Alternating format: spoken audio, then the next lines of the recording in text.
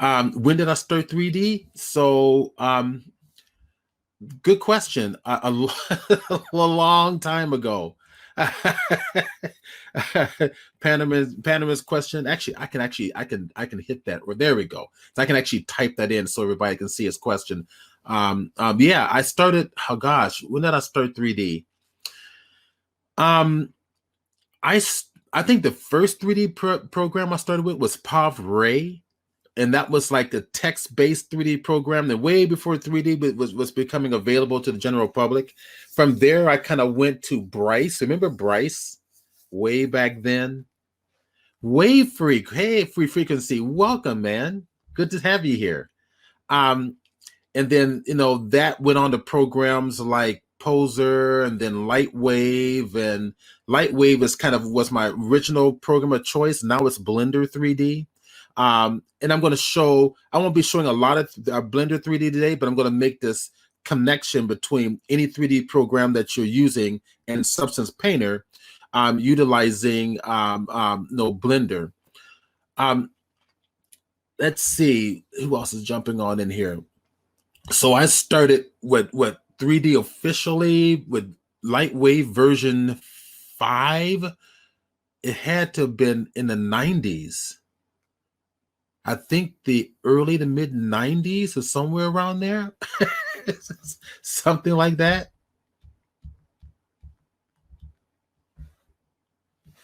So, hello, Wave Freak is here. More people are jumping in now. Where are you guys from? For those who just jumped in, I'd love to hear where you're joining us from.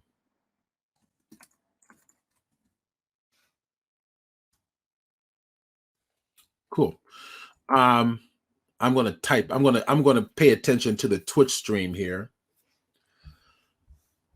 All right. So what I'm going to do, Einar, do you want to kind of introduce the stream, and I'm going to go ahead and start recording. Yeah, please start the recording. Okay, I'm going to start the recording now. Right. And this is great. Welcome. And I'm going to also record so we can see both of our faces here. There we go. Hello, Einar. We there? Okay. Hi, everyone. Welcome. I set this up with Stephen a few weeks back, and this is the first session of 2. We plan to have second session will be in January. We haven't got a specific date, but you just follow us and you find out. And this is I wanted to do 3D webinar for my local Adobe clients. I'm the Adobe rep in Iceland, so and it's a pleasure to have Stephen, to have you here. I'm not going to say waste time. You just kick it on. Okay, fantastic. All right, so let's go ahead and minimize this. Let's get this out of the way. So thank you so much, Einar. So here's the deal with what's going on here. Einar has invited me to Iceland to do a full day workshop in 3D and 3D design and 3D texturing. And what we're doing is we're doing an introduction, kind of an introductory. And I'm going to go ahead and go back to share my screen here. We're going to do kind of an introductory workshop where it's free for everybody to join on. So we have one today. I think the other one's going to be early next year, but you'll be notified about it. And then I will be flying to Iceland around April. We're still setting up the dates for that, and we're going to be doing a full day workshop. But we're gonna open up that workshop to anybody in the world who wants to join. So if you want to join that full day workshop with me in Iceland, then you would come on virtually if you're not in Iceland. Okay. So thank you all for coming. I'm Stephen Burns. Wow. So who am I? Some of you know me here. Many of you don't. I have a lot of new faces here on the stream. I do these streams every week typically. The past few weeks, I've been busy teaching workshops. I'm going to share a little bit of who I am. I'm going to go to my page here. It's chromolution.com. And what I'm going to do is I'm going to type the link to my webpage right now. There it is in Twitch, so that you guys can go there in person and kind of check it out for yourself. I'm an author. I'm a digital artist. I'm an instructor. I've taught at a lot of different places, UCSD. I've taught at Otis College Arts and Design, Santa Monica College. I'm currently teaching. Well, I still teach Santa Monica College, and I'm currently teaching at Golden West College in Huntington Beach and down here on the West Coast.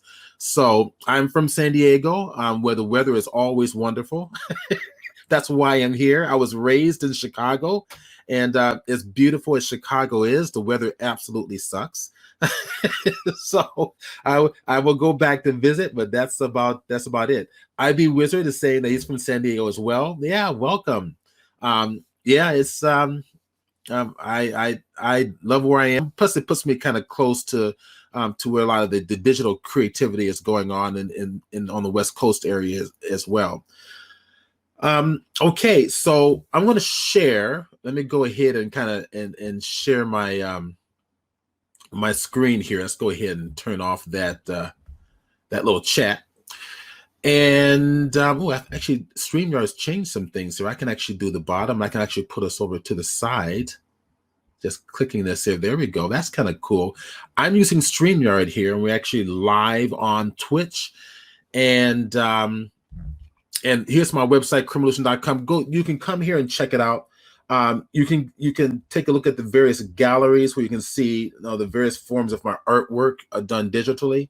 Go to my books and DVDs so you can see the various books that I've written over the years. The latest one is a 3D Photoshop for creative design. That's for creative professionals. That's by Focal Press. There is the publisher.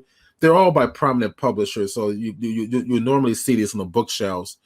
Really enjoyed writing. I've done so many of them now that I really want to put more of my time into training and doing workshops. But yeah, come take a look at this here. And then now, if you guys have an Adobe subscription, that means you also have a you have Behance, BEHANCE, Behance.net. Go to this page for me, and what I'm going to do is I'm going to take that link and I'm going to put it right here in the chat box for your convenience. Okay, there we go. All right, and you can go take a look at that. I'm going to come over here and show you some examples. So what Behance is Facebook for artists in general, and I'm going to go to a couple of my links here. That's kind of, I'm going to scroll down here. Let's go over here. There we go. Let's go over here to my Twitch links projects. When I was doing the Adobe Twitch, I was part of the Adobe Twitch stream team, I should say. And here's some of the examples. And it's utilizing 3D and Painter. And this, I'm using a combination of digital painting, compositing, and 3D, all blended into one scene. So you can come here and check these out. They're kind of fun to look at, and they're not. And I don't really consider them completed yet, but they were just something I can throw up there very quickly to kind of show you kind of where I'm heading with what I do here. I'm also an Adobe educational leader. All right, so I often will travel around the world, like what I'm doing with Einar in Iceland. And Adobe supports me for that. So I'm kind of like one of those unpaid evangelists, kind of the fan, the Adobe fan out there. I'm just sharing with what's possible with the software.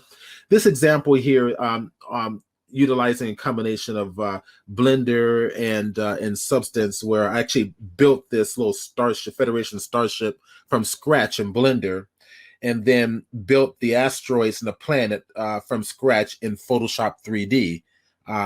Adobe is mentioning that they're going to stop support with 3D in Photoshop Currently, they still have it. That's for a whole nother presentation, so we won't show much of that. Okay. So for now, no, you have the links. You can go there, check it out yourself. Let's kind of jump into the presentation. And we're going to have two presentations. Today is the first of two of the free presentations. So today is just going to be a basic introduction to Painter, giving you a nice solid idea as to what it is and how to apply it, so you can quickly start texturing your own personal work. Thank you, Painterman.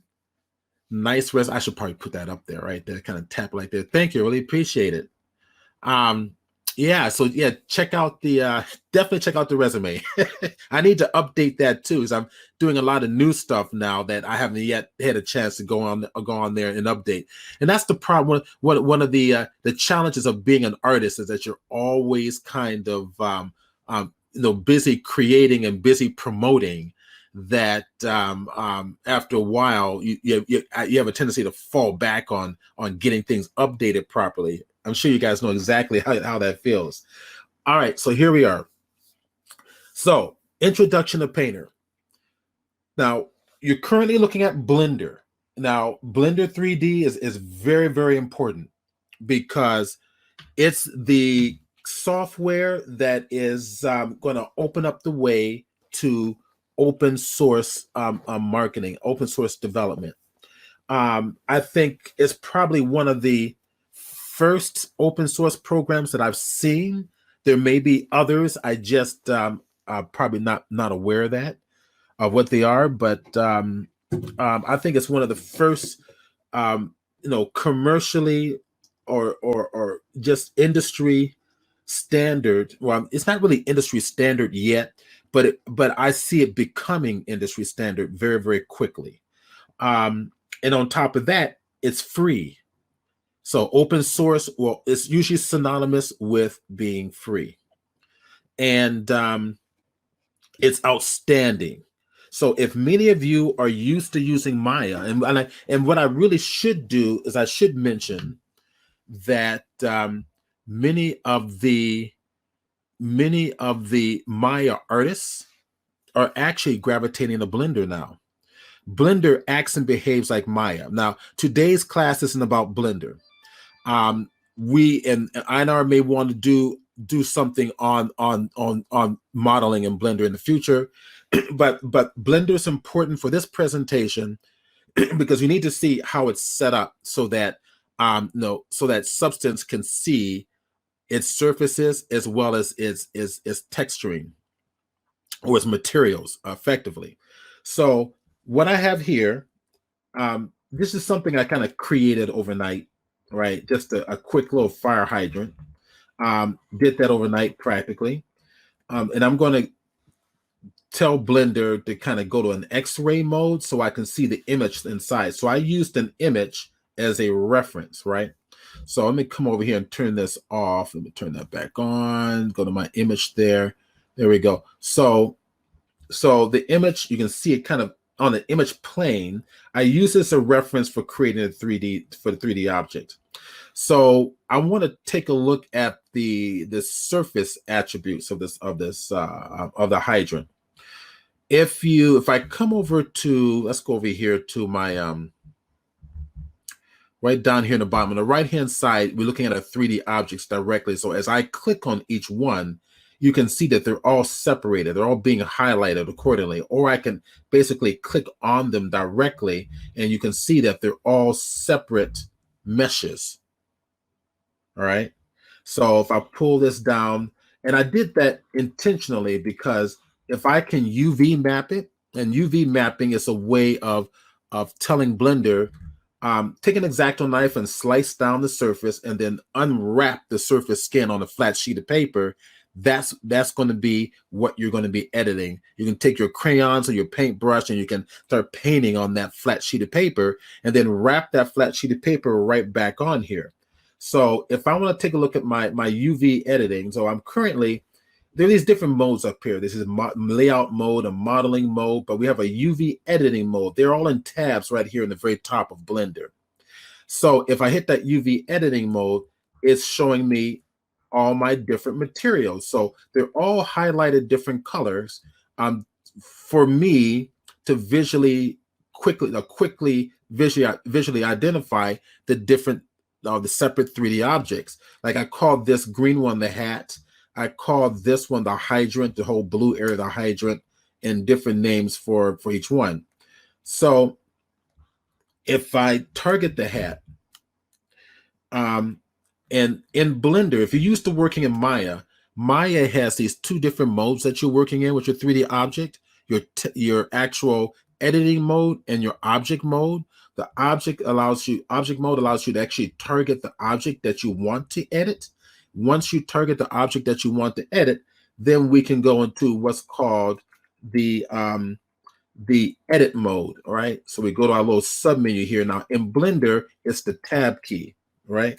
So the tab key will give me this menu to allow me to go to editing mode. Once I'm in editing mode, I can take a look at my UV map. Okay, so the UV map right over here on the left-hand side is where I took the X-Acto knife, made some incisions on a 3D object, and then unwrapped them and laid them out. And this is what Substance Painter is going to see. Okay, so think of Substance Painter like a painter's studio, right? Where you lay down that UV map down on a flat sheet of canvas, and you take your paints and you start to texture it and color it and put any details on it and put text on it or whatever you want.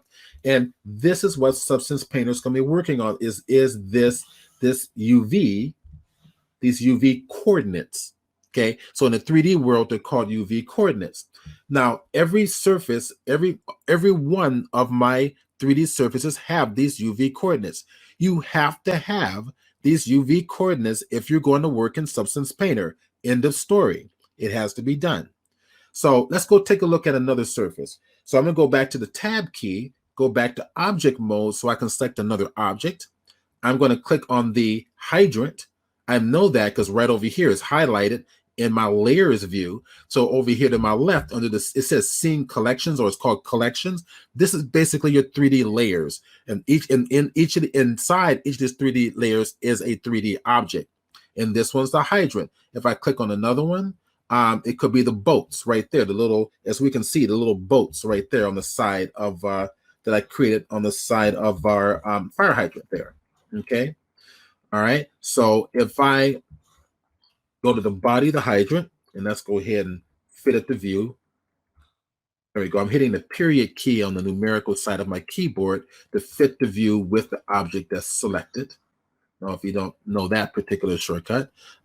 So again, I'm just sharing this part of Blender so that you can actually make the connection as to what's going on inside of Substance Painter. Substance Painter is not a 3D creation program. It only does one thing, and that means texturing 3D objects, and that is all it does, period, right? That's it. But you need the professional 3D program to create what you need to paint on, right? So that's why we're inside of Blender. So now the body is selected, tab key to get my menu, edit mode. Once we're inside of edit mode, where I can actually start editing my actual polygon surfaces, I can select with a key on the keyboard, stands for select all, and now we see the UV coordinates for the body of the hydrant. Okay, and just to kind of keep the theme going here, let's go back to object mode, and let's come over here and let's select this piece right there. I'm gonna hit the period key on the numeric side of my keyboard, and that'll jump to that particular object. Let's take a look at the UV coordinates for that object. So tab key, go to edit mode, hit A key, and then it shows the UV coordinates for those guys. Okay, so every single surface. How about the boats here? Just out of curiosity. So go to object mode again, click on the boat. There are all my boats there. And plus, I have these same boats all over. They're duplicated everywhere, but we're going to select those right there. Tab key, edit mode, hit the A. Okay, at A key for select all is already done. And that's my UV map for the boats. All right. Not the best UV map, but you know, it's good enough for this presentation. All right. So now, if anybody has any questions, I probably should mention, you feel free to type it in the chat box, and I'll see it, and we'll kind of get a dialogue going. All right, let's get out of here. Let's go back to object mode. Now, what I'm doing once I'm done with all this, the model is built, the assigning materials to the surfaces is done. And if you're curious how it's done in Blender, let's go back over to the shader tab. So we're in UV tab.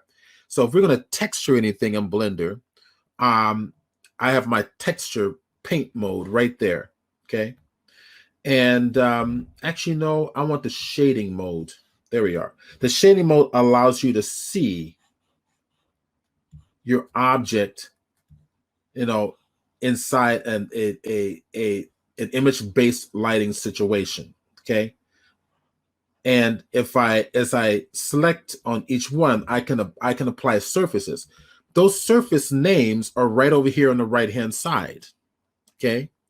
If I drop this little list down, look, those are all the names I've given my surfaces. We're not going to get into how I did it at this point, because that's going to be for a whole nother presentation. But I want you to be aware that a surface at each of my geometry has a surface applied to it. Arm double is this little, back up here, this little double arm coming off to the side here, the right and left. This is the arm solo. Hydrant for the body. So let's come back over and take a look at these. Arm double, arm solo, boat double. That's the bolts on the side here. I try to name them something that I'm going to remember. Okay. And then we got the hat, which is going to be this little green area right back in here. So be aware, just kind of try to remember these. Hat, hydrant, cap small, cap main, and that's going to be these little caps right here, the little orange colored caps on the side. Okay, so that makes sense. So I've given these a surface names. So if I go over here to the hydrant, right, and given it a surface, in Blender, I can also change the attributes of that surface. I can make it more metallic. I can give it some bumping, different colors. If I click the color here and start playing around with it, you can see what's going on. Now I'm changing the color of the hydrant itself. This is irrelevant for Substance Painter, but again, just to kind of get you to, I want to go more of that hydrant red, I could do that. Just to make you aware that the surfaces or the UV mapping has to be done in your 3D program, no matter what 3D program you're using. Whether you're using Lightwave, whether you're using Maya, Modo, Soft Image, whatever you're using, it's all going to be the same concept. Once your surfaces have been applied in your program, Substance is going to be able to read it. And Blender uses PBR surfacing, which is physical based reality,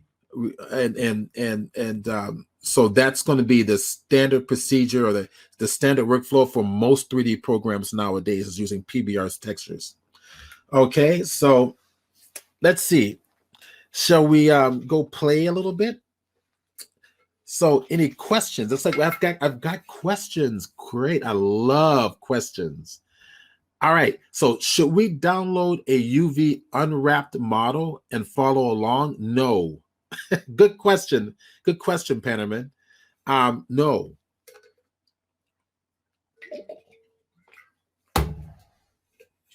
The reason why is because we don't have enough time. This is just a 2-hour teaser presentation to kind of spark your imagination a little bit. So just watch. Also, this presentation is being recorded, so you're going to get access to the recording. All right. So anybody who's signed up for the workshop, anyone who's here, will get access to the recording. So don't worry about taking notes, and don't worry about following along. Okay, let's have some more fun. Now let's get out of Blender. Now that we're aware of what I had to do in Blender to prepare the model for our workflow inside of Substance. When we do the full day class, we'll be able to get into all these little details. You will be able to get to follow along.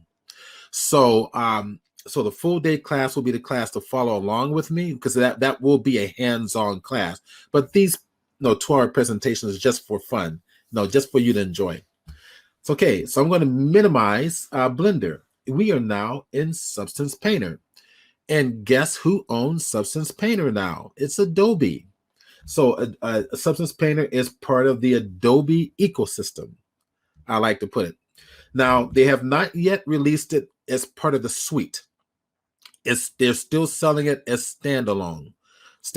So be aware of that. And if any of you are familiar with Photoshop, and this is kind of important, you're going to pick up Painter very quickly. Substance Painter is Photoshop, literally. It's Photoshop for 3D. It acts like Photoshop. It's going to look like Photoshop, right? Workflows and shortcuts are similar to Photoshop. So you'll be able to pick up Painter very, very quickly. So inside our Painter program, let's go play. This is what you're going to see when you first open it up. So over to the side, you're going to see your various libraries of textures and various types of textures, your standard surface textures, and right up here above this library of textures, you have these little icons up here, and basically they're just categories for other styles of textures. It's time for more water. Oops.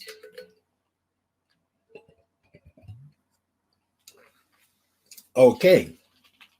When I go over to the next icon, right? These are called smart textures, smart materials. Okay, so the proper terminology in Substance Painter are materials, and materials are doing a variety of things all in one to try to complete your a full texturing process with one click and then applying it to your model. If I go to the next icon, this is your smart masks. So just like in Photoshop, we have layers. We have layers also in Painter. And just like in Photoshop, we have masks, right? In Substance Painter. And we can apply those masks to a layer to decide what will be revealed and what will not be revealed. Okay. And what I'm going to do, let's do this. I'm going to maximize the screen here so it's a little bit little nicer viewing. Let's turn that off there. Now, we over to the next one. We've got filters. Okay. Over here, we've got our brushes, various types of brushes. All right. And then right next to it, we have our alphas for our brushes. Over to the right of that, we've got our textures, or like our grunge textures and so forth. And if right next to that one, we have our environments. So basically, they're your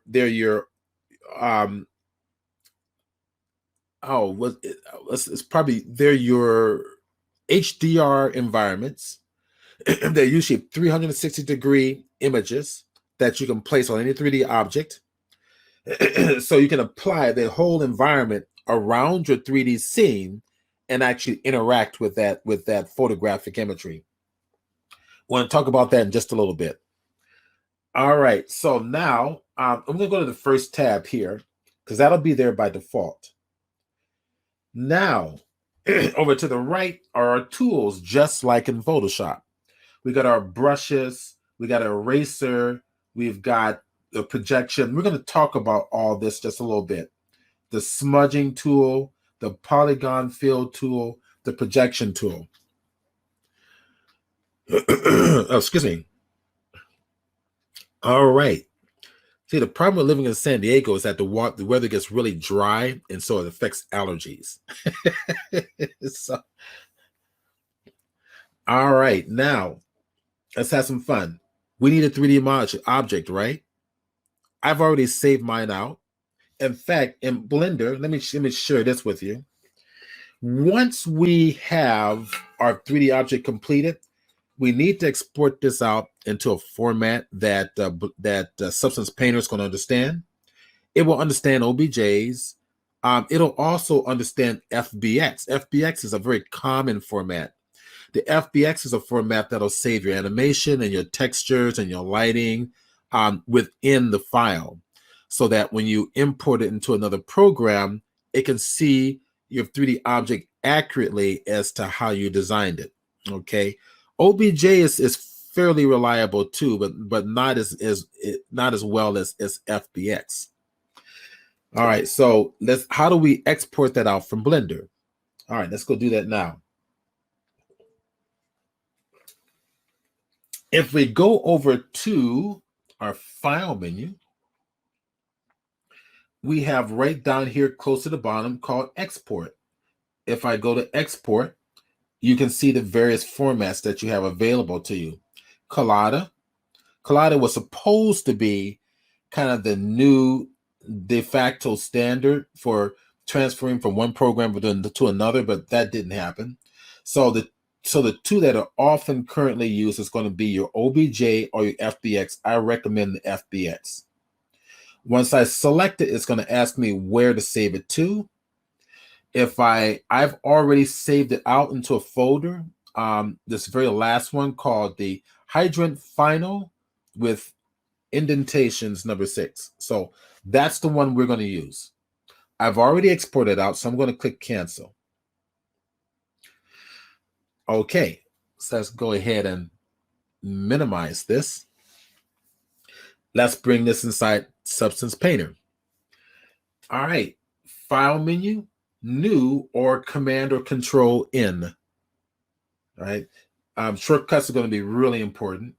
So I'm going to click it, and you're going to get this nice little dialog box here that's going to open up. And that dialog box is asking you some questions. And one of the questions is, what size do you want your texture resolutions to be? All right? What size do you want it to be? And we see that right here on the document resolution. If we drop it down, now most artists will work in 2048, 4096 is going to, take up a lot of, memory from your graphics card. So I'm going to work just for today's presentation to move very quickly without any potential crashing. I'm going to select the 1024. You guys are by default are going to be working in 2048 minimum. Usually if I'm working on the client's project, it's usually 2048 minimum, or my personal projects. My personal projects with fine art stuff, I might go a little higher. It may not really be necessary. So for today, I'm going to go 1024. I'm going to leave everything else by default. We'll leave everything else set by default. And now what we need to do is we need to go get the model, right? So I'm going to go get the model under the file, the very first one right up here. So I'm going to go select it, and it's going to ask me, well, where do you want me to get it? Well, it already defaulted to the folder because I have already been playing with this ahead of time. So it remembered the folder. It sees the Hydrant Final with indentations number 6. That's the one I exported out from Blender. That's the one I'm going to choose. Then I'm going to come right down here and click Open. Now, once done, click OK and sit back and relax and let Substance Painter do its thing. And there she is. That beautiful hydrant. Now, what's fascinating is it's completely accurate. Now, I want to bring something to your attention because I found this a welcomed a workflow between Blender and Substance Painter. So let's go back to Blender and let me show you what I'm talking about. Blender is one of the few non-destructive 3D programs out there. Maya is kind of like 50% non-destructive. Blender's like is practically 100% non-destructive workflow. And what I'm saying is this. If I go over here to this little blue wrench on the right-hand side inside of Blender, you will see that I have what's called modifiers. So modifiers will create an effect of your 3D mesh. For example, if I go to click on the body right there, let me kind of zoom in closer, but let's get in a little closer. And I'm gonna get out of this mode. Let me go back to the modeling mode so you can see this a little more effectively. Okay. And I'm gonna turn off this modifier. So this is non-destructive. I can turn it on and turn it off at any time. If I turn it off, see that? You can see this is modeled in cubes. I'm using cubes to actually model this fire hydrant. I used a modifier called Subdivision Surfaces, and the way that you access it is once you're in that blue gear, go to the drop-down menu, and you have this option for Subdivision Surfaces. Once you select it, that option pops up. By default, it's on 3. Let me turn it on so you can see what I'm doing. But if I go to levels of view and go down to 2, and then you can see it's starting to get faceted here a little bit. Starting to get a little faceted there. And then I go to the 1. You see what's happening? So it's giving you various levels of subdivision. If I turn this off completely, you see exactly how I modeled this hydrant. It's in the form of just linear, simple cubes. And when I'm teaching 3D at the college, one of the things I'm telling my students is keep everything simple, no detail. The simpler and the more rudimentary that you're going to apply your primitives, the more successful your final object's going to be, or your final model is going to be. So when I turn back on this subdivision surface modifier and then tell it to go up to levels of view of 3, see it smooth out, right? This smoothing doesn't really exist. It's just a modifier. But what's beautiful is all of this have that smoothing. Watch, if I hit the tab key, go to object mode, and I select this arm here, and then I come back and turn off subdivision surfaces, see?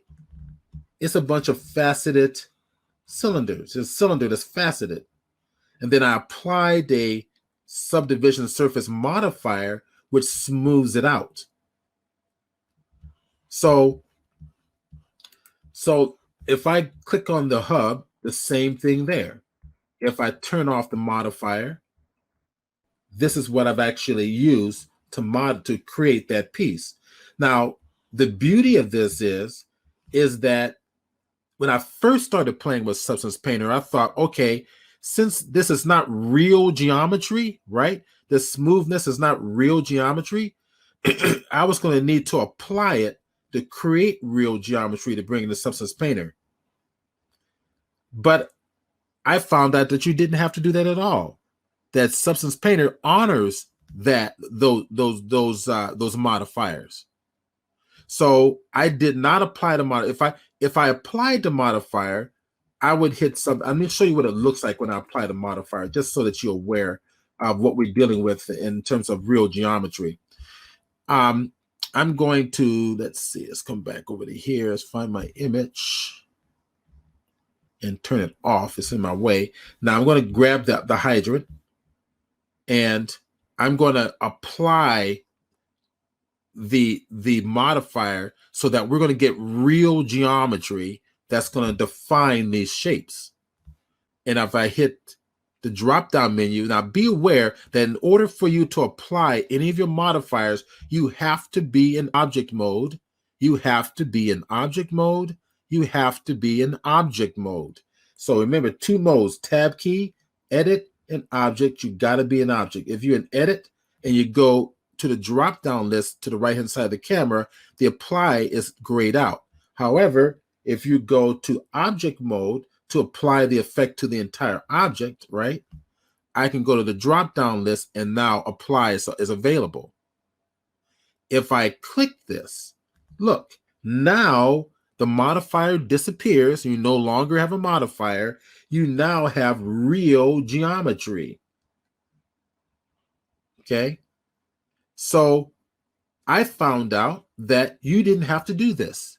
I didn't have to do that step. I can keep the modifier, not submit everything to real geometry, and still work on it in Substance Painter. All right. So let me go back.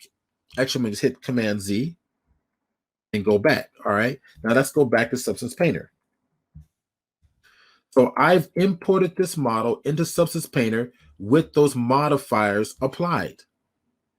Okay. And it's smooth. It looks like real geometry. That, I mean, it's just smart. It's just a smart program. Next, I'm going to show you guys how to navigate, because once you learn how to navigate in your 3D program, you need to learn how to navigate in Substance as well. If you're used to Maya, Substance uses pretty much the same navigational workflows as in Maya. Okay.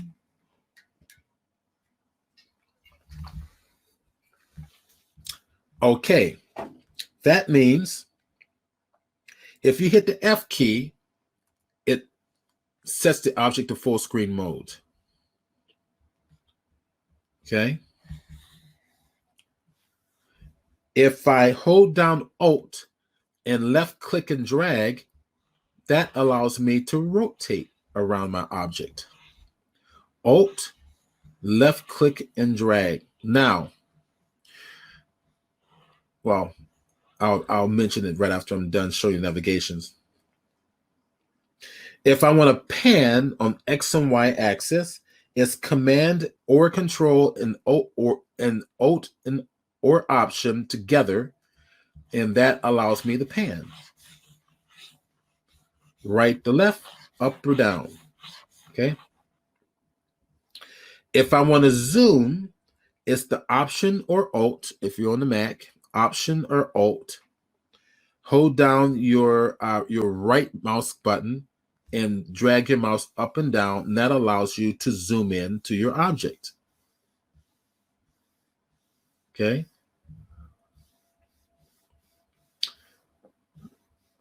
Okay, so F key for full frame, F for full frame, goes to full frame, Alt and left click and rotate, left click and drag and rotate. Alt and Control or Option and Command allows you to move this around. Okay, pan it, X and Y axis. And then to zoom in, Alt or Option and right click and drag up and down allows you to navigate in and out.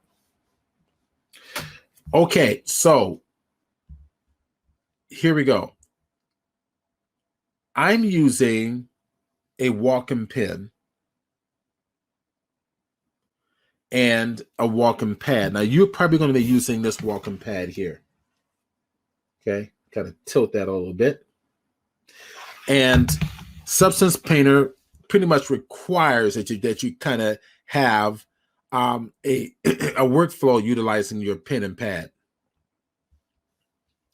So when I'm using the walking pen, it's the same workflow, no different. So it's the Alt or Option, and I'm going to tap down, hold the pen down onto my pad, and drag it around.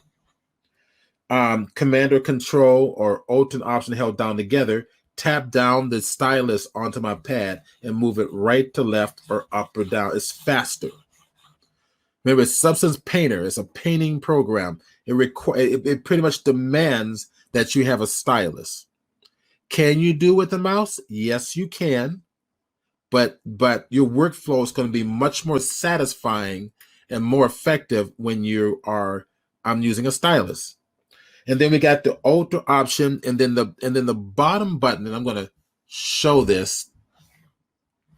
I'm going to show this on the screen. I'm going to kind of pull this on over here so we can record this as well.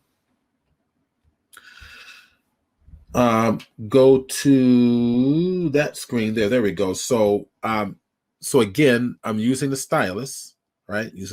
Using pressure down, right? And so that you're aware of this, so I'm going to go back a little bit, go back to the, and I'm using my buttons here, right? So I'm going to go back to here. Let's maximize that a little bit. Oh, sorry, wrong one. My fault. I want that one. Thank you. All right. So now, and I've got buttons on the pen. Now, the pen you're going to be using is going to have two buttons. I've got two of them here. The one that's going to come default with your stylus. I'm going to see if I can get it to hold still because the camera is focusing on my face. There we go. The two buttons, the one to the bottom is a right click by default. That one at the very bottom closest to the nib is a right click by default. All right. I'm using a pen that Wacom makes.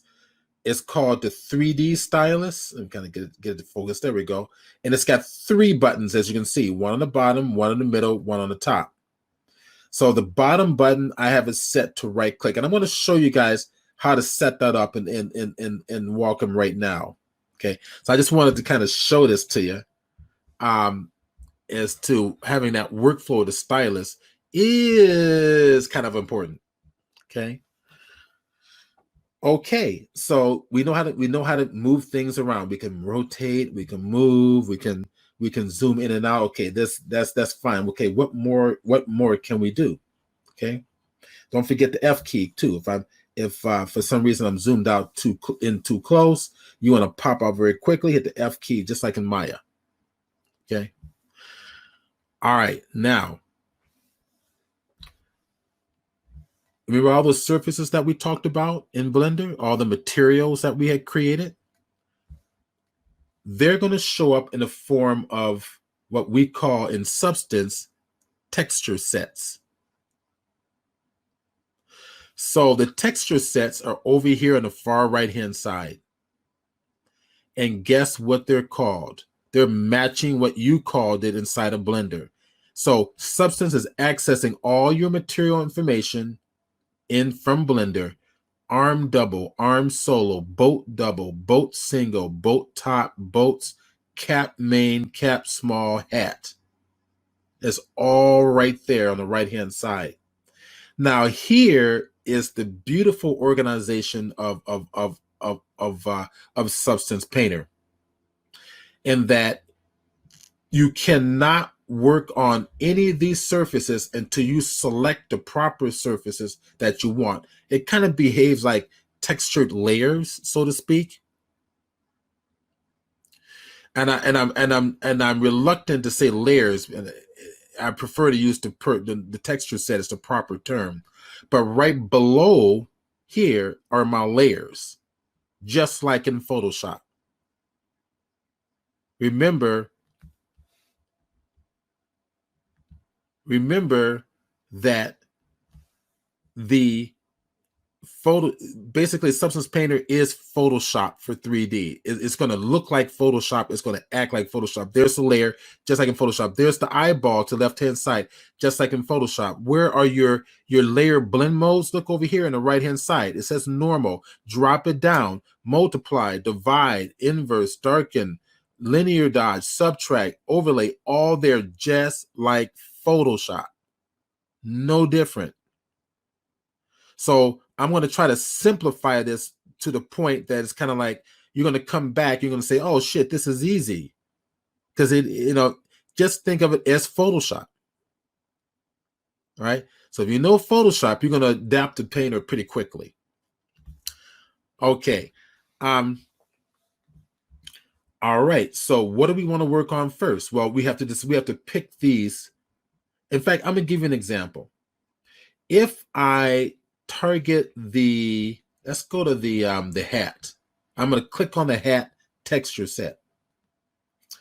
And I have to make sure that I have a layer to paint on. And I've got a blank layer. On the left-hand side, the very top, I have my paintbrush. That's like my paintbrush. What if I want to see the attributes of my paintbrush? Just like in Photoshop, right click right on your desktop. Boom. And there it is. There's my texture attributes, just like in Photoshop. It's showing me this texture. It's showing me the thumbnail view of that particular texture. And on the right-hand side, I can mess with the sizing, the minimum size, a maximum size, just like in Photoshop. If I scroll down, I got my flow, I got the stroke, right? and look on the right-hand side of flow and stroke. See that little symbol, that drag symbol, or it looks like a teardrop symbol? That's your pressure symbol. So if I turn it off, that means no pressure from the stylus is being applied. If I turn it on, that means the pressure from the stylus is being applied. If I go to flow and turn that on, you can see I'm using pressure sensitivity to control the flow. If I turn it off, it's going to be solid, right? If I go down more, I got the stroke opacity, right? Less opacity, more opacity. Okay. Spacing, here we go. Pull it, split it. Oh, just like in Photoshop. Spacing, no different, guys. Look at that. We're going to play with this. The angle, just like in Photoshop, I can, now this is a circular brush, so I'm not going to see much, but I can I actually squish it in and out? I guess I can't do that with this one here, but let me go ahead and pull it down. I got the size jitter, just like in Photoshop, where I can adjust the size over the length and the stroke. No different. Flow jitter, adjust the flow of each stroke over the length of the stroke. Angle jitter, you won't be able to see it with this brush too well, but we'll choose another brush later. We can come down here and look at all these options. Now, if I want to choose a different look instead of a circular look, I can click on the alpha and choose something different for my brush. For example, maybe I'll do something like a cross symbol thing. All right, and now my brush is going to be made up of a cross. Okay, if I go down further, I get to choose the colors for my brush. Base color, let's go to red, make it a red. I can also, I'm going to go right click again. I can also choose the metallic, the roughness, the normal. This is all part of your PBR texturing, physical based reality texturing. This is often called the albedo for the base color or color in some 3D programs. The metallic is how you can apply your reflectivity, right? Your roughness actually dulls down the reflectivity, makes it more frosted like. Your normal map is a form of a bump map. Height map is your bump map. Okay, so normal is a type of is a more advanced height map. Height map is your standard bump map. Okay, so if I take this and just click anywhere, just like in Photoshop, it goes away. If I want to back again, now see there's the symbol of my brush right there. You can see the little cross. If I want to make it bigger, Control right click, drag left to right. Control right click, drag left to right. Resizes your brush. Okay, so be aware of that. So now if I come over to the hydrant and paint, so I have to be on the layer. So my brush is selected. I've got red. And it's not painting right now, right? Look, if I do this and, oh, what's going on? It's because I thought I wanted to paint on a hydrant, but what did I have selected? I had the hat selected for the texture set. It will only paint on the hat. All right, so if I want the hydrant, I have to go to the hydrant or physically click on the hydrant layer. Let's go find it real quick.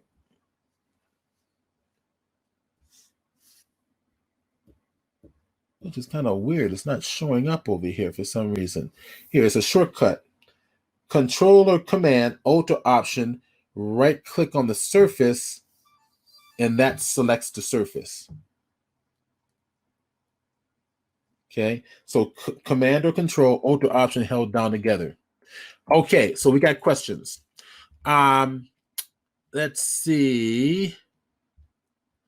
We have, will OBJ carry texture set list? Yes. Let me show you what I'm talking about. Let's go back to Blender. Let's answer that question first. So let's go back to Blender. And if I save this out as an OBJ, save as.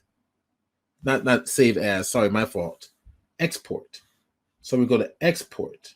And I'm going to export this out. Let's go find the OBJ, which I just saw it right there. Wavefront OBJ. I think Wavefront was the original company that made Maya. And then instead of FBX export for the Substance Painter presentation, I'm going to right click, make a new folder right there. And I'm going to call this one OBJ export. And let's double click on that folder and export OBJ object. Okay, so now let's go inside of, I'm gonna go to Bridge, Adobe Bridge, and go take a look inside that folder real quick. All right, give me a hot second. I'm gonna open up Bridge because I did not have it opened ahead of time. And we're gonna go take a look inside that folder and show exactly what's in there. All right, let's go back and get Bridge there. Let's go drag it on over to here. Okay. All right, so let's go to the folder. We're going to go to our tutorials folder for this class. Inside the second drive, inside the presentation, inside the Iceland Substance Painter, drop it down. There's my FBX export, right? So, Bridge is trying to thumbnail it. It's not going to be able to see anything because it can't read 3D. And then we got OBJ export. Okay, so here, let's make this a little larger, are two files. One is your OBJ object, the actual 3D object. The other one is called an MTL, .mtl, same name as OBJ, but .mtl. So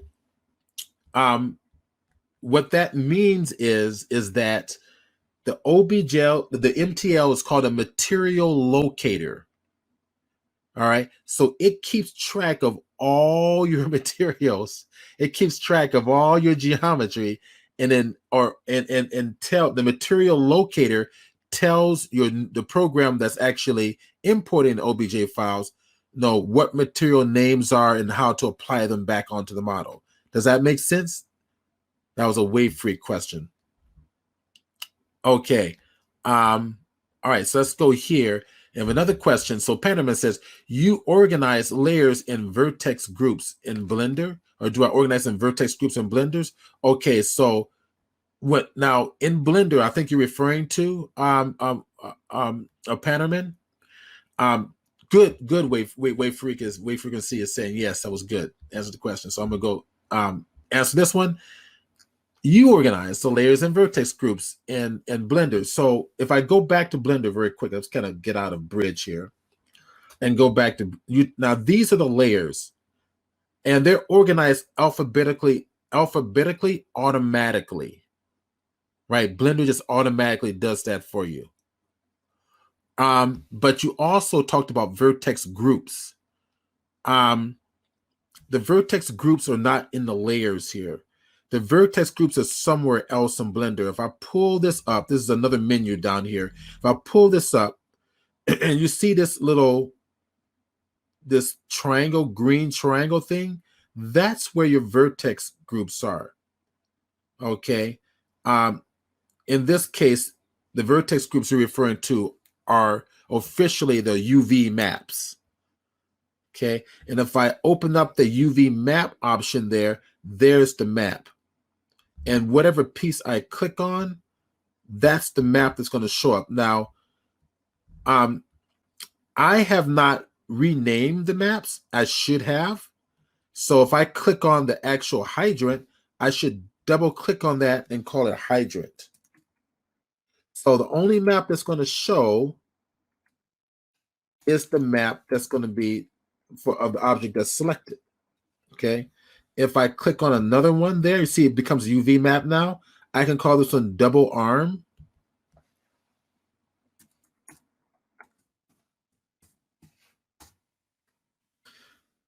Blender is an absolutely wonderful program. It really is. But it takes a little, but the learning curve is a little higher because it's unlike using destructive based 3D programs like Lightwave, or in some cases Maya, right?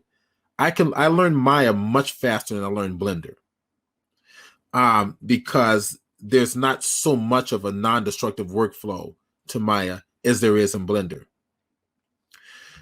All right, so Panderman asks another question. So the hydrant is composed of multiple objects. Absolutely correct. How do we know that? Right up here in the scene collection view, which is your 3D objects view, there are all my individual objects that are making up this hydrant, right? So as I click on each individual part, you can see that's how I have them laid out. And then whatever you name them, they're automatically reorganized alphabetically.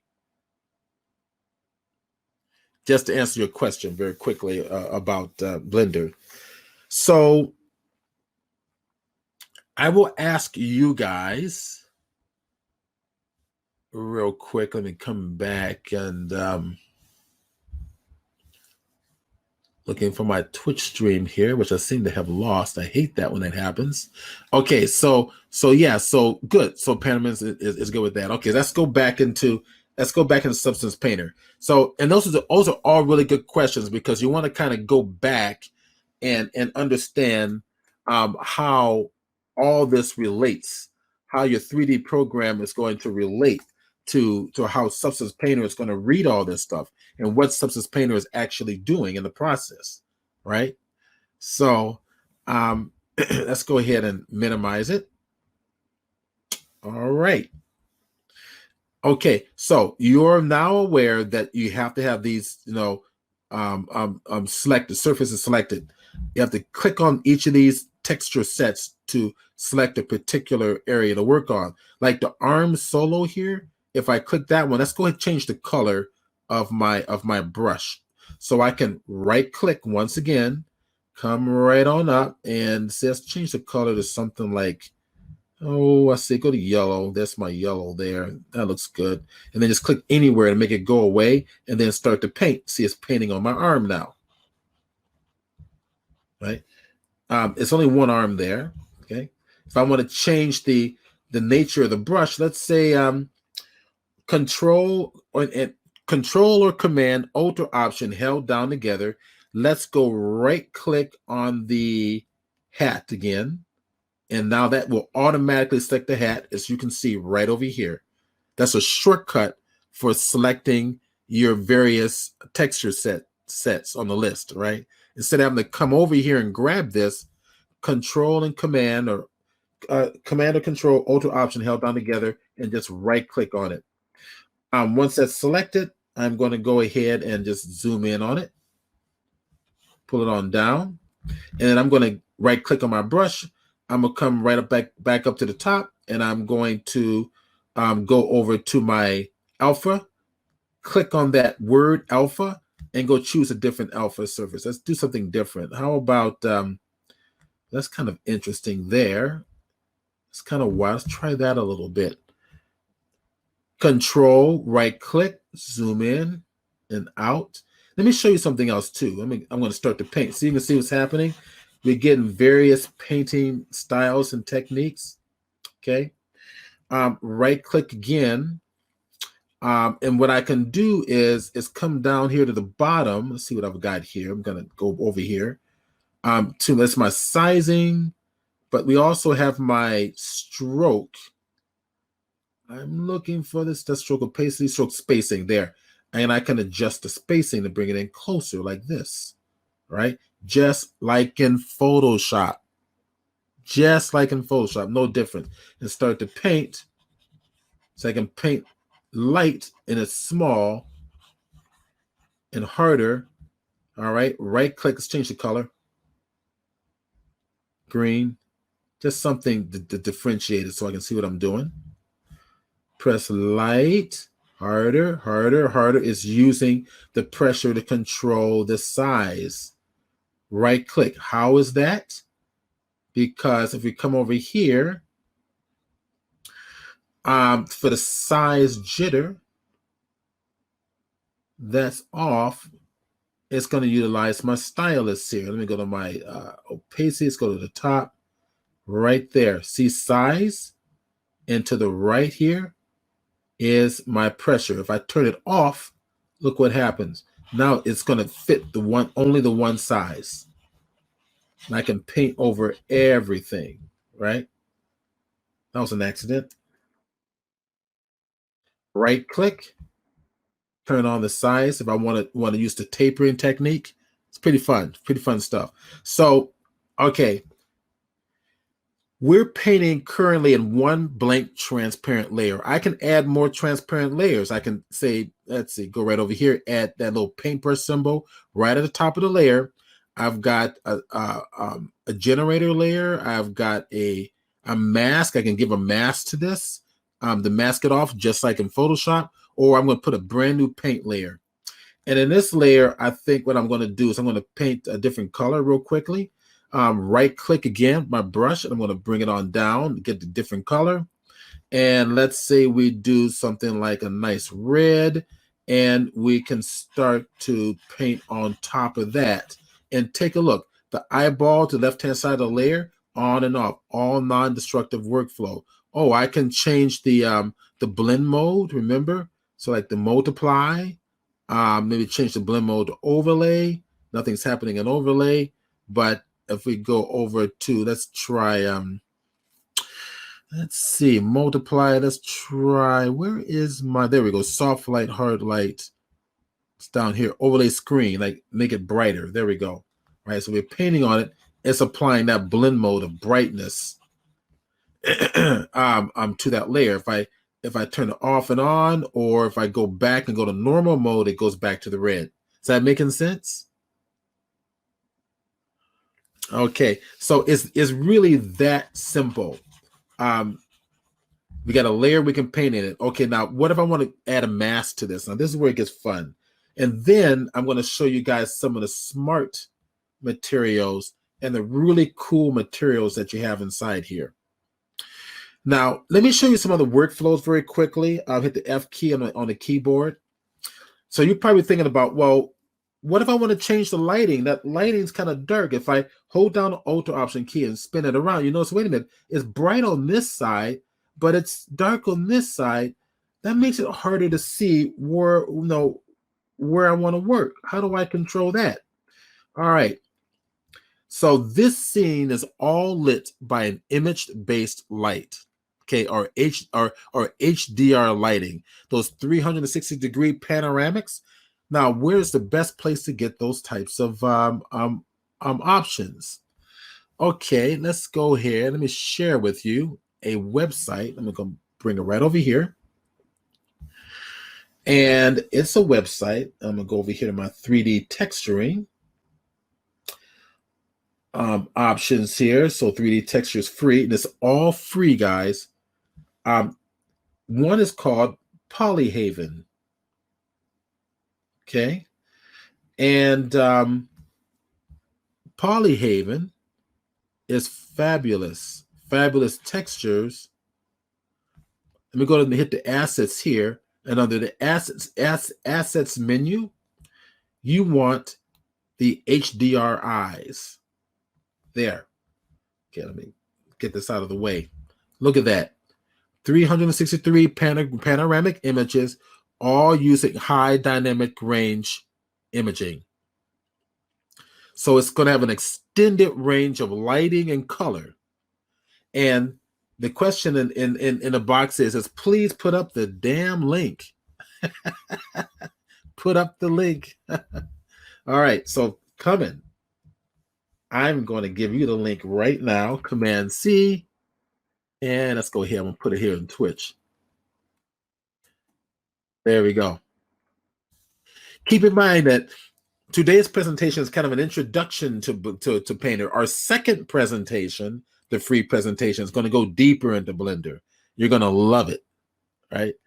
All right, so here's one. HDR, and these are the HDR. It's free, guys, for commercial or personal. Look at all the different lighting styles you've got here. All right, look at all this. Interiors, exteriors. desert shots, city shots, snow scenes. You want to light your scene with one of these images. You can always come and get these. All right. Another good place for textures, if you're not aware of it, textures.com. I'm going to grab that and Command C. Let's go ahead and put that in the chat box. There you go. So textures.com. Free textures and free PBR textures. That's what we're looking at here. So if I target this PBR texture there, what are you getting inside here? You're getting your, look, your albedo or your color, your height map for your bump mapping, your normal map, you're getting your roughness map and your ambient occlusion maps all there. You don't have to do this yourself inside of Photoshop. Right? It's all there for you. So that's a great one. Let's see, what else have I got here in terms of free textures? Let's see, what's this one? This one, I think it's a newer one. Ambient CG. Very cool place too. And you can get more of your a lot of your PBR textures, and I believe HDR here as well. So check that out. I'm going to put that link right in here.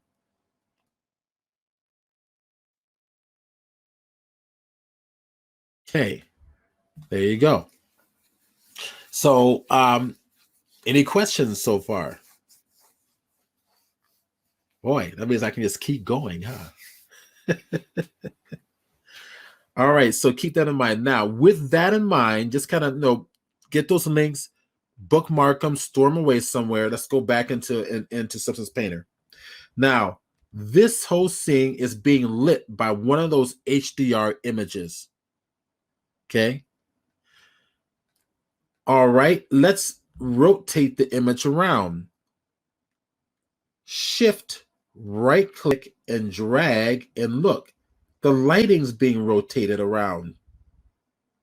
Shift, right click, and drag. It's being rotated. Well, what's going on here? Well, go to the very far right-hand side of Substance Painter. This icon at the top, you're going to select it, and that's your display properties. At the very top here, you have your environment. And if you come down, you got the environment opacity. The environment opacity is already is all the way down to 0. Now, you're still lighting your 3D object with that environment. It's just that you can't see it in the background. So let's bring up the opacity. Let's bring it up a little bit. Oh, look what's happening. Something's coming up. Oh, pretty nice. All right, something's coming up. So if I hit that shift right click again and drag it, look, there's something's going on. Something's rotating around back there. And if you look at the lighting in the back, that harsh light source is the very thing that's lighting this model. So all the colors and all the luminance values are lighting this model. It's being taken from the image, and the image is being turned into a light source. Right? See, Einar is excited. Okay. All right. So now, but what's really back there? How can I see what image is really being used? Well, if you come down here, you got the environment exposure. And I keep in mind, this is exposing your environment, making intensifying your light or decreasing your light source. You really want to keep that at 0. All right. If I come over here and just highlight that, hit that to 0, keep it at 0. You want to keep it neutral. Now, if I come over here to down at the bottom toward the image environment blur, right? I can really blur it out like that. It's Gaussian blur in Photoshop, guys. That's all that is. Or bring it down, the blur down, so you can start to see what was actually used back there. Right? So this image is your HDR 360-degree panel that's been placed in the background. See?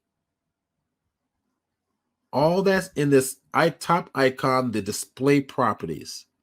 You'll find that in there. So now here's something cool. You got to see this. Okay. Now, so if, for example, you're working on the darker side of the image, but you need more light there, shift right click, move it around, light it, move it around, get the lighting the way you want it, so you can easily see it. Right? Kind of zoom out a little bit with the model, pan it over here, shift, move it around, kind of take a look at the lighting, see what's happening, see how the reflections are reacting and all that stuff. But when you're working professionally, that background, that color image is distorting your perception of how you're applying color and contrast onto your 3D model. Remember when working in Photoshop, you never want to work with a bright white or black because it messes with your vision to make you think that your colors are more saturated and contrasty than it really is. So wave frequency says, I like how the light follows the sun in the images. That's right. But remember, it can be any image you want, and we can change this up.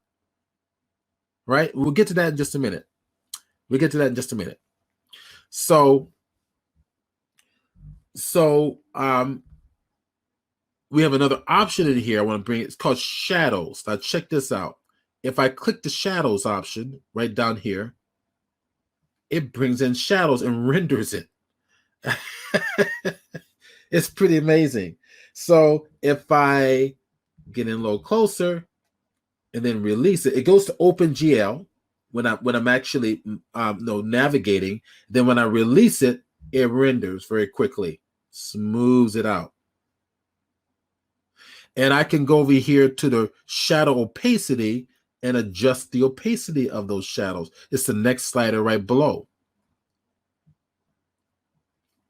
Okay, but when you are professionally texturing your object, I highly recommend that you do not use the shadows because, again, it's distorting your visual perception in all these little areas. So turn off the shadows so we can see the all the detail, as much detail as we need to see. So is this all making sense so far? All right, so let me see if I can find. Maybe it was over here. Oh, it wasn't. It should be here. Some materials, metallic. Okay, I'm forgetting where things are there. Okay, now in this very first icon, because remember we talked about this background, right? We got this background, and it's like, I don't want to use that background. I want to use another background. What else do we got, right? So right up here, the very top, very first one under the environment settings, environment, the first thing that Substance allows you to do is actually change the image. It says panorama right there. Click on the word panorama. Boom. There's more. It's kind of small on the screen, but there's more images in there. And I'm scrolling to show you more images. So if I can click on that one, and I got another image, right? I can go to another one and click on that one, and I've got an image that looks like the surface of Mars. Or maybe that is the surface of Mars. Who knows? Right? And it's lighting your object. Look, is you taking all the color and luminance detail and lighting your object. Wave Freak is going, it's like, yes. All right, I'll stop playing. All right, so come right over here. Let's go grab another one. Okay, shift right click, spin it around. Here's a lot more diffuse lighting in this particular piece. All right, maybe you want to try to match an environment that this fire hydrant is actually going to go in, and it's going to be more of a diffuse lighting area. You really want to choose something that's going to give you a fairly neutral. Now look at these down here. They're basically all black with the exception of one light. See, That's the light back there. And if I bring it around, it's just one light circling around. You can just use that to light your scene. Maybe you want to use that one to actually play around with your bump textures and your physical bump textures on your models so that you can get a better assessment as to what they're going to do. If I come back and click another one, I got these other versions, which is like, double lights everywhere. Right? So you can actually make your own, your images in Photoshop and bring it into here. Well, that's for a whole another story. So let's go forward.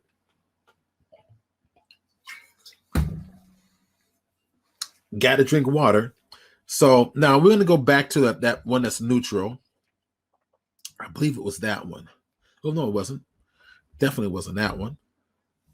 Take a look at that anyway. Look at that. Ooh. So maybe the hydrant's going to be inside of a shopping mall or something. This may be a good image to use to help simulate that type of environment.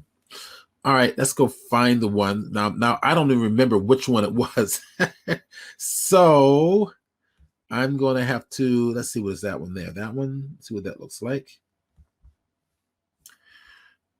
Was that the same one? Okay, let's go back and grab maybe that one. Okay, that's it. Found it. There we go. We went back to the standard default. So this works.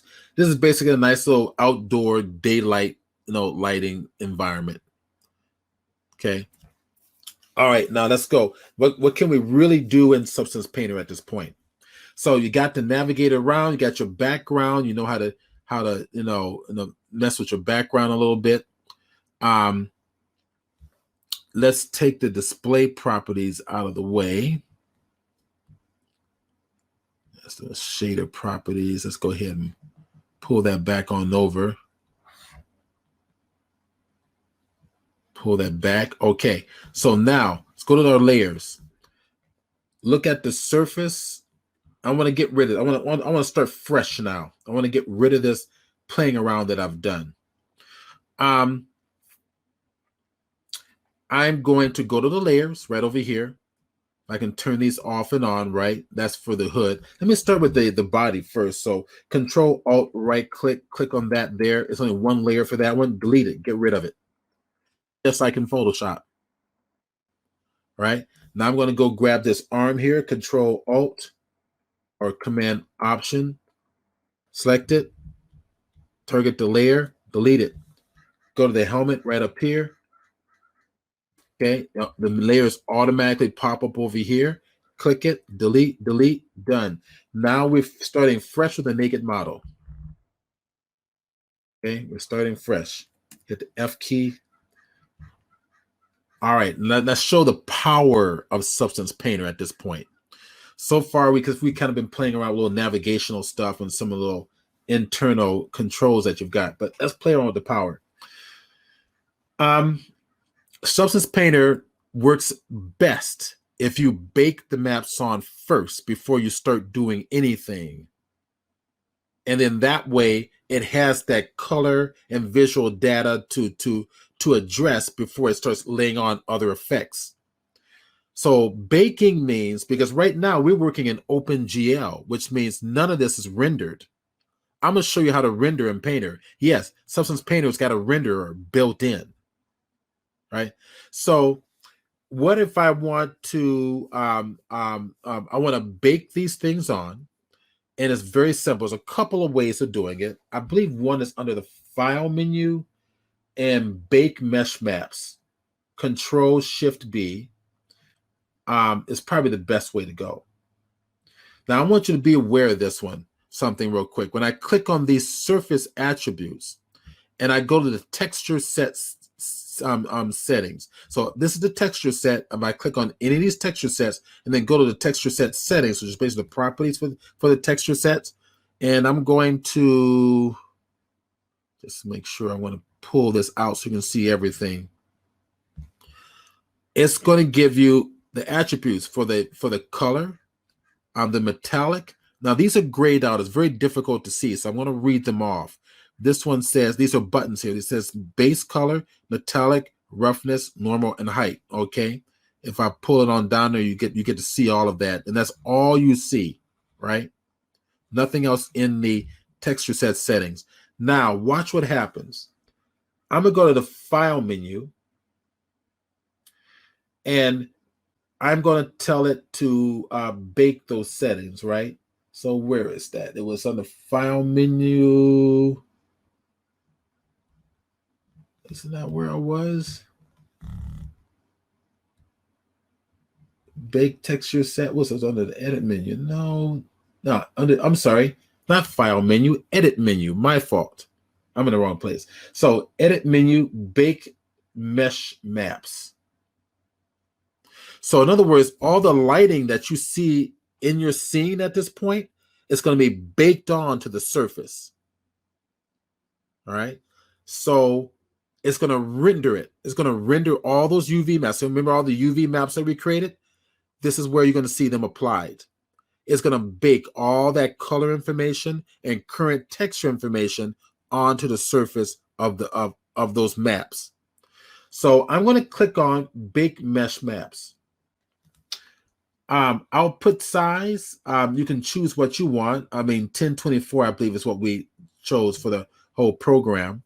We're going to leave everything else default. ID maps is not applicable at this point, so I'm going to basically just turn that off. I'm not going to talk about it at this point. That's for another class. And leave everything else default, and then come right down here and bake selected textures. So what that means is going to take every single texture set and bake that data, that color and texture data onto each one of those texture sets. So if I click bake selected texture, sit back and relax and watch it go. Watch substance go. It's baking the normal mapping, the bump mapping, the specular mapping, the color mapping, right? It's baking it all on, and it says, okay, done, right? Okay, and you can see all the surfaces is baked: the cap, the boats, the hydrant, the arm solo, the cap small, the everything, all the surfaces. So I'm gonna click OK. Now we come over here to the texture set. Now we come down here under the properties for the texture set settings, and we scroll down and look at what we've got. We didn't have those before, right? Look at what we've got.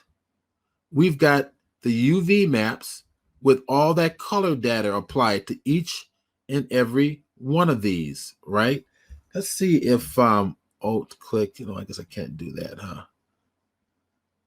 All right, so there you go. So you just be aware that if I click on any of these texture sets is basically just the materials that you created inside a Blender, right?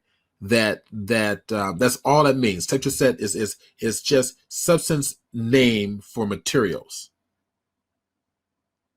So they're baked.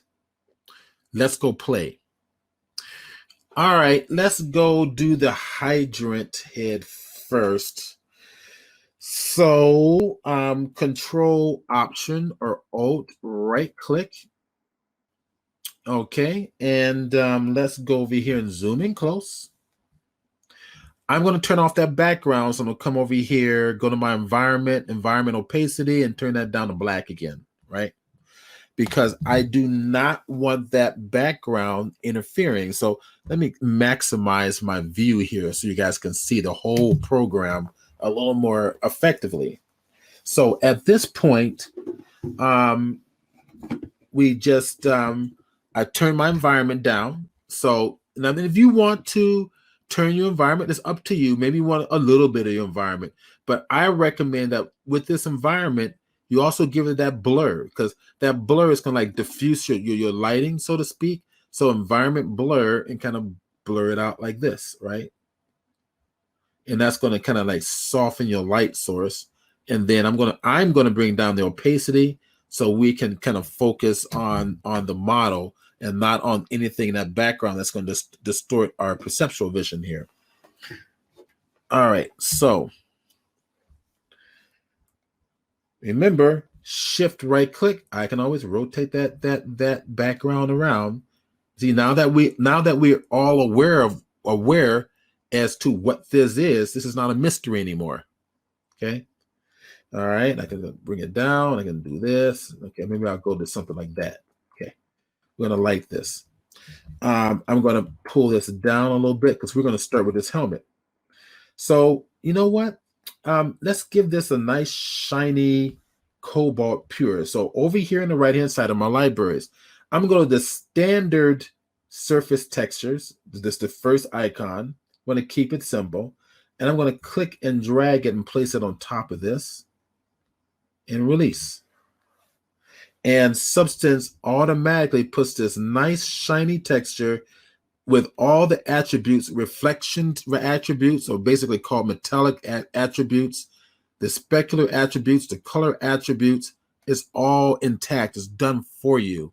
You don't have to do these in separate channel like you do have to do with most 3D programs. This is one of the beauties, a beautiful workflow of Substance Painter. Okay. Okay. Well, let's do that also for the body. Okay, so I'm going to pull it on up. Now at this point, when I drag things onto something in Substance Painter, I don't have to come over here and grab the individual texture sets anymore. I can just put it there. So grab this one and drop it on there. Okay, and it'll take on that same attribute. So I'm going to start with those two. We're not going to end up with a fully textured image today, but I'm going to give you, or fully textured 3D, but I'm going to give you a good workflow for you utilizing stuff. So we're going to say that the base is some steel, some metal. Now on top of this, I'm going to put a color of the fire hydrant. Maybe we'll put on a red color. Okay, so what we'll do is I'm going to go over here to my layers, and we're going to add what's called a fill color. So what you've just dropped over here, this metallic silver, is basically a type of a fill. It's a fill layer. Okay. And I'm going to start with the top one. I'm going to put the Control Alt right click so we can select this one. So we're now working in the hat view. And right over here under the layers, I have my options. Okay, my effects, my masking, my paint layer, and right next is that looks like a little cup that's spilling water for filling something. That's your fill layer. So when I click it, look what it did. Layer positioning, just like in Photoshop. Where the layer is located in a hierarchy is going to determine what's going to dominate. So if I turn the eyeball off, I get the metallic surface. If I turn the eyeball back on again, it comes back. Okay. So, well, what more can I do with this? Because we have a fill layer, once the layer is targeted, come down here to the fill properties. Properties panel, just like in Photoshop. So if I, with the fill properties targeted, come down to the fill properties, and look, I've got a base color right down here in the middle. If I click that color and say, make that fire hydrant red, or make it kind of more of a muted red like this, you can. And you have other properties as well. I can work on the color, the metal, the roughness, the normal map, or the height map. They're all selected, so I can basically edit them all at one time. But what I want to do instead is I want to add a type of a filter. I want to add a mask to this. If I come over here to the left, here are my different surfaces. If I go to the third icon from the left, these are what's called my masking smart masks. it's going to add a mask to this layer that's going to allow some areas to show the technique and other areas not to show the technique. So I'm going to pick one. I'm going to play with one. Maybe I'll give the concrete one a try here. And I'm going to click and drag it and put it right on top of that layer. And look what I've got. And look at the mask, just like Photoshop. All right. So with that mask, now with the mask, now if I select the color, see the properties change. If I click the mask, see the properties change. All right. We're clicking on the mask, or if I click on the grunge concrete here, see the properties change. Where I click makes a difference. Grunge, mask, fill layer. Go back to fill layer. Go back to the grunge there. Now, if we come down to the grunge, what do we have here? Let's see. Could I change the scale? And you can see the actual, something's happening, but it's subtle. The hardness, I'm not seeing much of a difference here.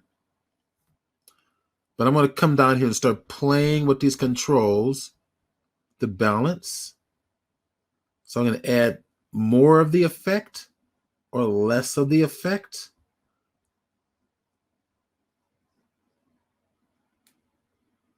Make it look like the red is coming off a little bit, but showing through some of the metallic.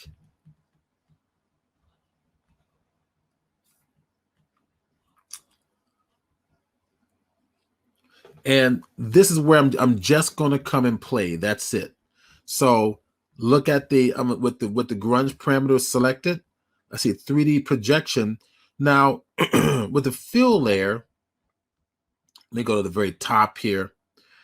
I have what's called Tri-Planar Projection. I think UV projections by default. I'm gonna click that one. That'll be by default.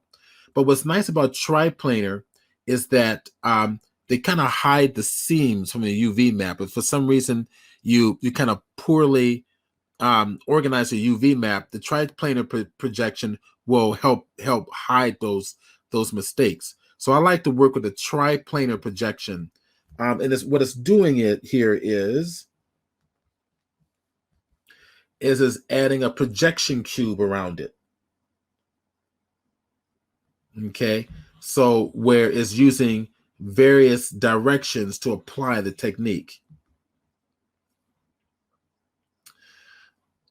All right, so let's get in a little closer.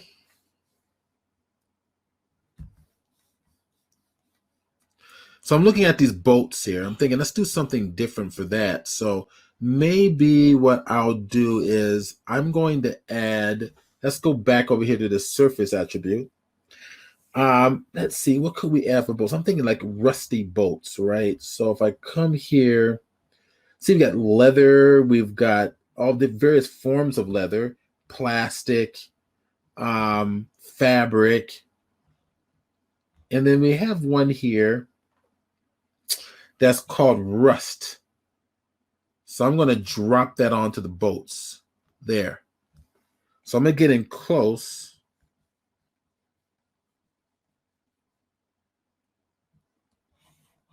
And we've got some rust.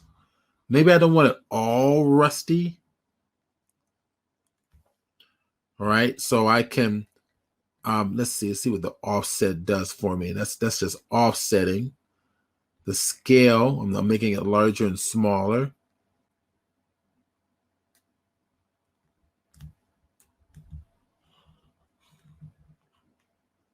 And then of course we can add a mask that we like. So maybe I'll come over to these smart masks.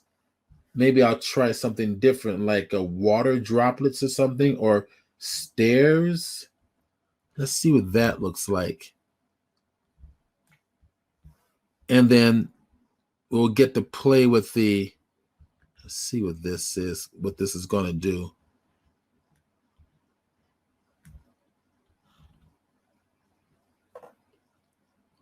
Stroke opacity. Let me go and make sure I have the right thing selected. So mask editor, there we go, rust. All right, let's see what this does here. The global balance, global contrast, less contrast, greater contrast.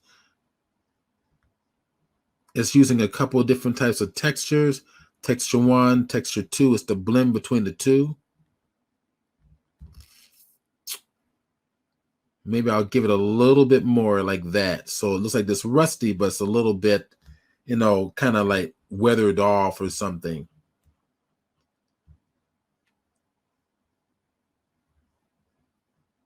And that's going to be the case all the way around. So we have 15 minutes left. So this gives you kind of an idea as to what we're going to do. Now, what if I want to, let's add another paint. So let's go back to our helmet here.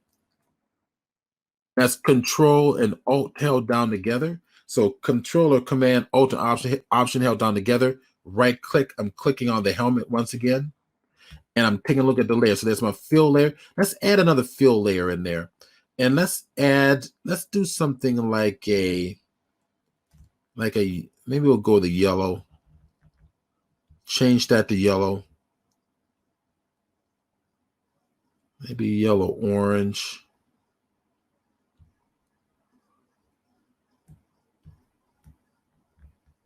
Okay, base color. All right, so I did not add a fill layer, guys. I added the wrong thing. I added a regular layer. I want the fill layer there. That's the fill layer. Now we go to the base color, go to yellow. There we go. Give it a little more orangish, something like that. Okay. Now watch layer positioning. So if I turn that off, there's my red. And if I put it underneath that red, we can see the yellow come through. And now what we can do is we can place another smart mask onto that. So maybe here's substance scatter. Let's put that right there. See what it looks like. There we go. So it really masked it off quite a bit. Now here we go. So with this mask targeted, I can start with playing around with the, let's see, the metal edge wear. I'm gonna see what I can do with that. See, there we go. See some of the yellow coming through.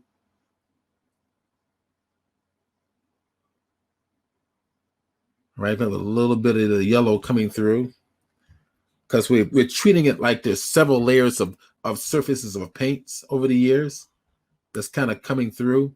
Now, the whole concept of substance painter, right? That we possibly are using a paintbrush. So let's utilize that. In the last 10 minutes that we've got here, or 15 minutes.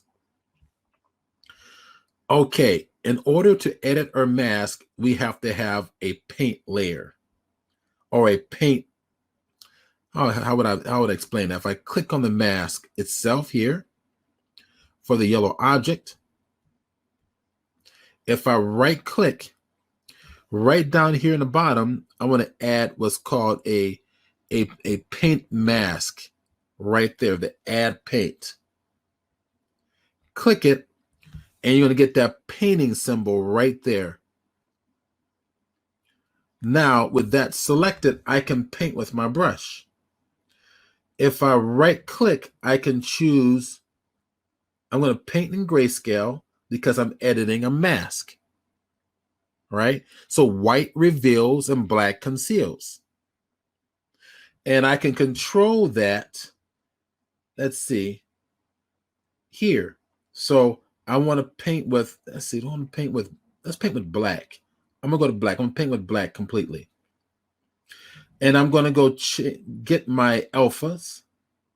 And I'm going to get a different alpha. I'm going to get something with some texture like, I'm just going to play. I'm going to take a look at what I've got. What Substance is giving me here and find out what is going to be the best textured looking brush that I can utilize. So I'm thinking probably something like that. I'm going to play with it. There we go. So I'm painting and taking away. So I'm painting with black, right? So if I come right over here in the properties panel and come down here, see I'm painting with black under the grayscale, black or white, black or white. You can see it change here.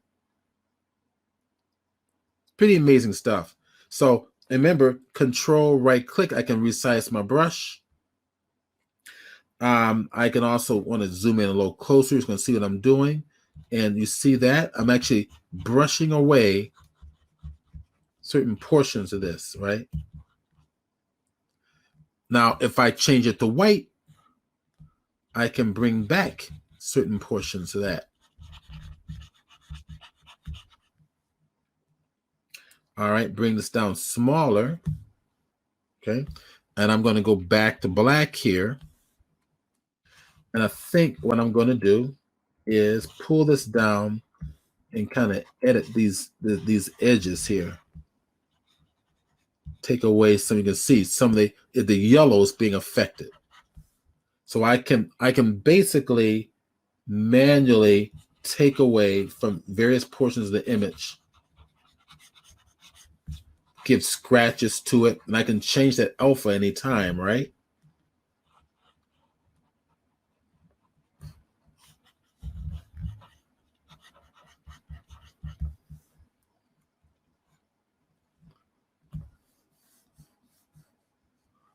I'd make the brush a little bit bigger, and I can use the bracket keys to the right and bracket keys to the left to make the brush bigger and smaller as well. Right? So I can make maybe a nice large brush just to quickly, modify this texture here. So keep in mind, right? Keep in mind that I can also do this to the red layer, right? So I can go back to the red layer, select the mask, right click, give it a paint. Oops, I accidentally didn't mean to do that one. I want to go right click, give it a painting option, right? And I can, for the red, I'm going to bring the brush down a little bit more. I'm also going to zoom in a little bit more. Okay, and bring down the brush, and I can start to paint away off of some of the red in these areas. Okay, right click. Now here, I like the sizing. I don't want the sizing based on pin pressure. I want the full circumference. See, I'm just type gently. So I can come in here and start painting in and painting out textures. So when we do this on our second day together, our second next year, it'll be a little bit more, an advanced approach to using Substance Painter. But this gives you a really good idea as to what can be done, right? What the possibilities are. So I put a surface here. I can add. I'm gonna go hit Control Alt, right click. More water.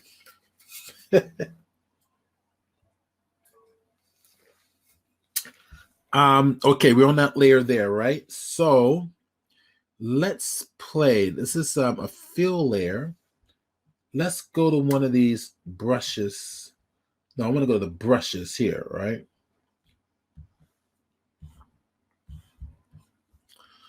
I'm going to add, well, here, let's do this. Let's go to the hydrant layers there.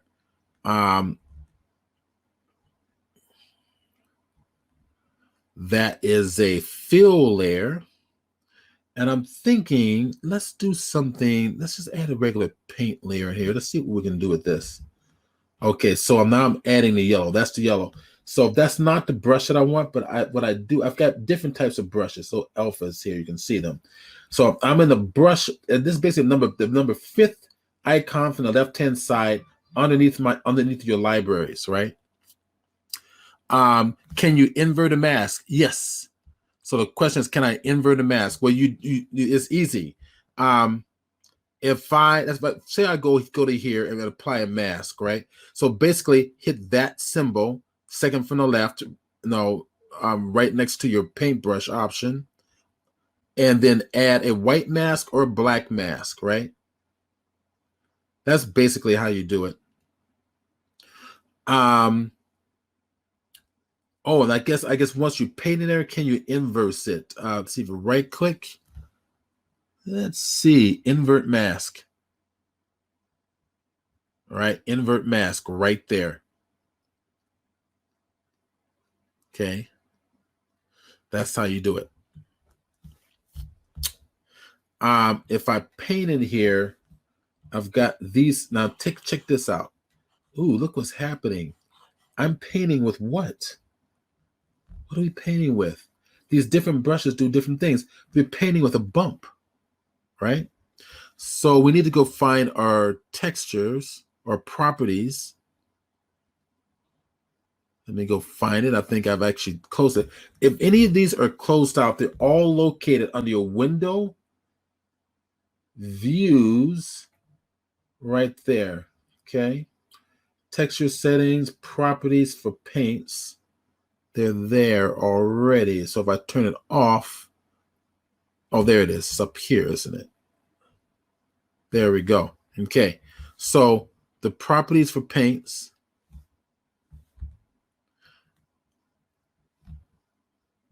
And it's painting with what? Only the height. Remember, these are all turned off. The colors turned off.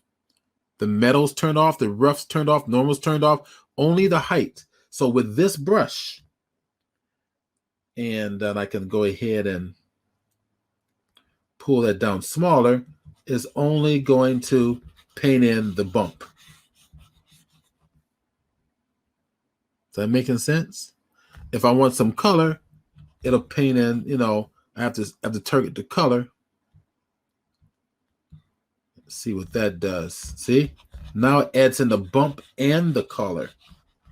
If I want metal, now it adds in the shininess of the metal. And let's get this out of the way. If I come down here, the metal, I can get it more shiny by pulling this up higher toward the white. Black is no metal. White is more metal.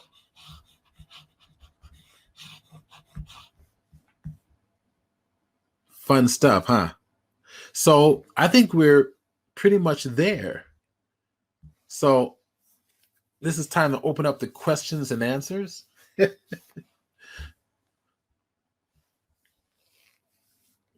So Einar should come back on here. Can you hear me? Left any questions? Anybody? Anyone?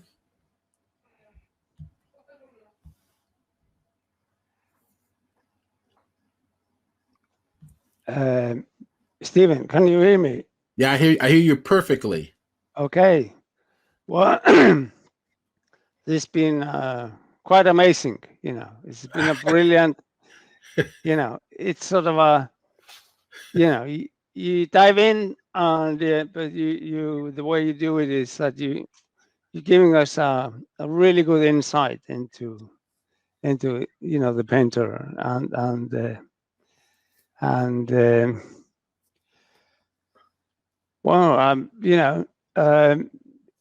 are there any questions? I love this.